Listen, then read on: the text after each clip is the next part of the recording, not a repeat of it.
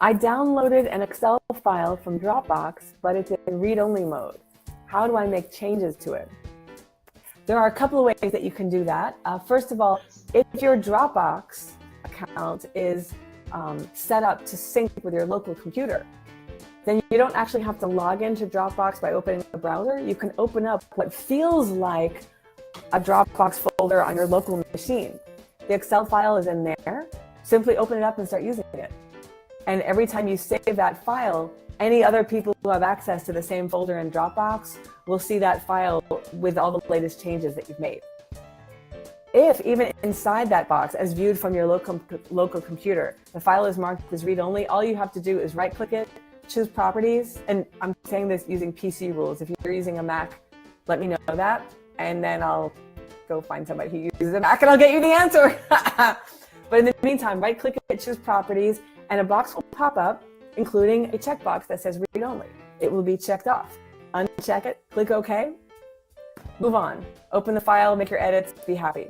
The other way that you can do it, if you don't have the local sync set up, whether you like it that way or that's just the way it is, whatever, you can log in online, and what you can do is click, there may not be a download button, but there's something that says open.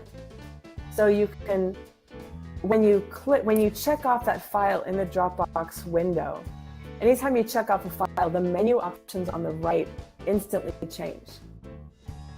So when you check off that Excel file, you'll see a button on the right that says open, click that button, it will download, and depending on if you have a Dropbox set up this way, it'll download like to a temporary location, and you should be prompted to get it out of read-only mode. Just, you know those yellow stripes across the top, and they have a button in, like, click this if you want to do this, like enable macros. One of them also says edit, something like that. Edit workbook, I think is what it says. So just click edit workbook. That takes it out of read-only mode and into where you need to go. Now, if for some reason you don't get that prompt and it still won't let you save changes, F12. F12 is the shortcut for save as, which is, by the way, Dropbox or no. It's the shortcut for save as in Excel, Word, PowerPoint. It's just faster than clicking File and whatever else is under. It used to be just File, Save As. Now there's File and some other things in that menu path, which just makes it longer. And you know what? Why click a million times if you can tap once?